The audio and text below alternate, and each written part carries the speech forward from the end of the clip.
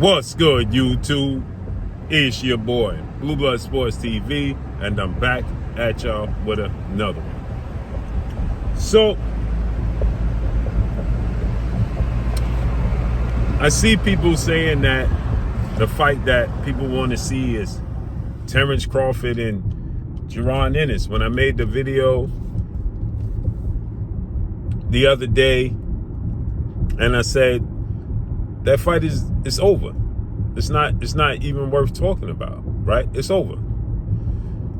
And people said, well, that's the fight people want to see Terence Crawford in, right? Because Terence Crawford against Benavidez and Carlos Adames is a mismatch, right? Terence Crawford is reached a level now where people understand his skill set.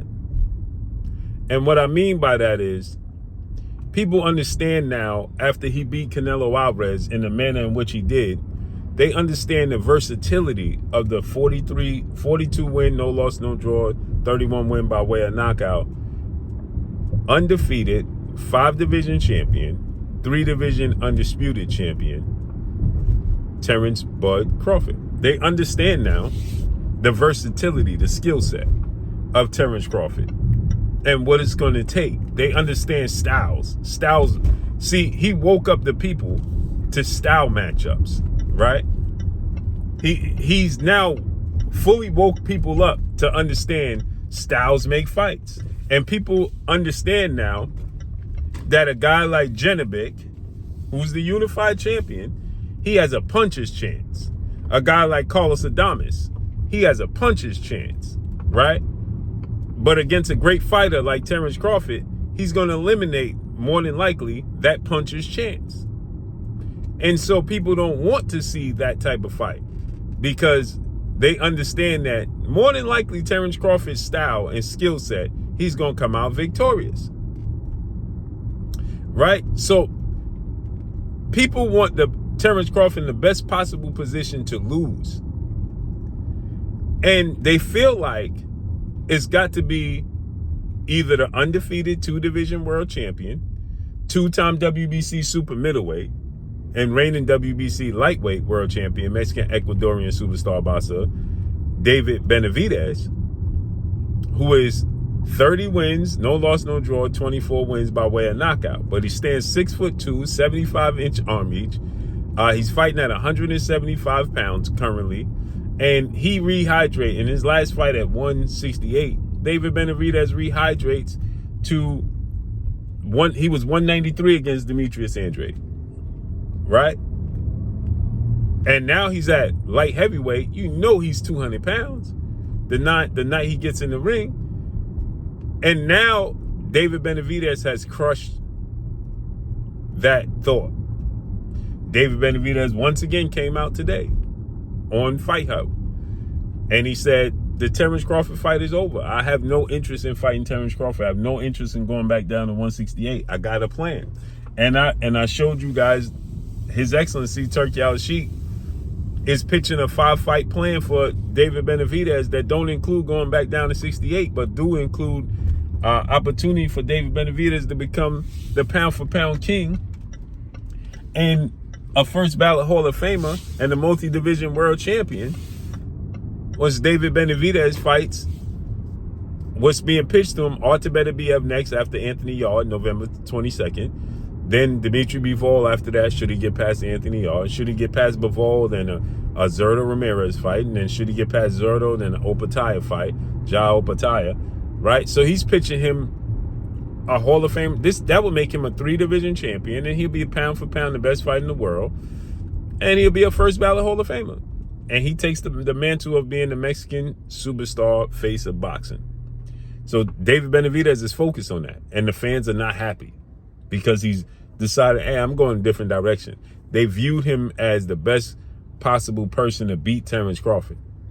And so now, because again, as I said in the beginning of this, people understand, and they're understanding more and more now, styles make fights. Now, they could come up with all the excuses they want, that Canelo was washed, he's not the same guy, his legs ain't there, so on and so forth, right? But they understand deep down styles make fights. So now They want Jaron Boots Ennis, the phenom as I refer to him as, the undefeated former unified WBA IBF Ring Magazine welterweight champion, who is 34 wins, no loss, no draw, 30 wins by way of knockout. Why are they pitching Jaron Boots Ennis?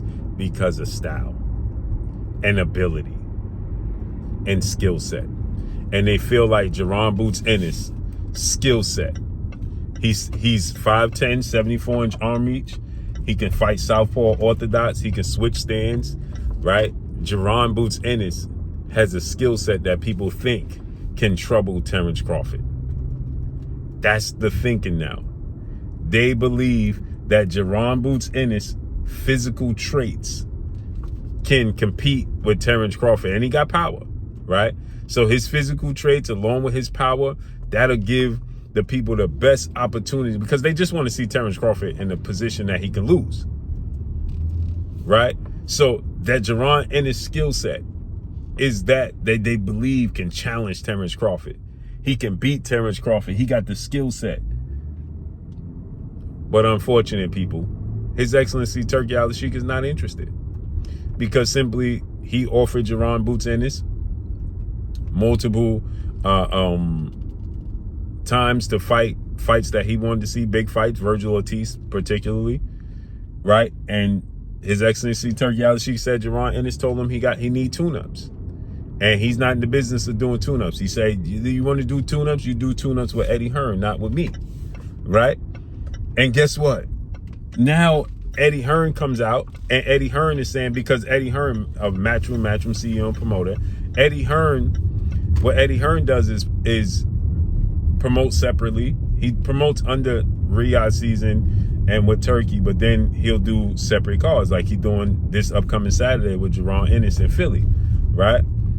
And so now he's like, hey, listen, you want to do tune-ups, you do that with Eddie Hearn on a lower level. You want to do big name fights, you fight with me. Guess what? Now Turkey, according to Eddie Hearn, is in the middle of buying out Matchroom completely, right? Completely. So he's looking to buy out Matchroom now and control Matchroom. But here's the kicker about it all. Turki Al-Sheikh ain't going to pay $50 million for Terence Crawford to fight Jaron Ennis. That's not going to be worth his while. And Terence Crawford gets absolutely nothing out of fighting Jaron Ennis. That's the truth. That's just simply the truth of the matter. People don't want to hear it, but that's the truth. What does Terence Crawford gain? Does he win a belt? No. So Jaron Ennis beats Usima Lima this upcoming Saturday. He beats Stanionis, Karen Chugajan, Usima Lima, and David Avanesian in his last 4 fights, and Roman Villa. That's going to garner $50 million to pay Terence Crawford to fight Jaron Ennis. He don't have a belt at 154. It would be better for Terence Crawford to fight Virgil Ortiz. As far as selling power goes, drawing power goes, he's fought the better opposition. What does it benefit Turkey to put on a fight and pay Terence Crawford to fight Jaron Ennis for absolutely nothing? It doesn't make good business sense, period. That's it, that's all. And Turkey's not interested. And neither is Terence Crawford now. And that's just the bottom line. So, it is what it is, man. And that's all I got for y'all. Follow me on Instagram at Blue Blood Sports TV, all one word. It's your boy Blue signing off. I'm gone. Peace.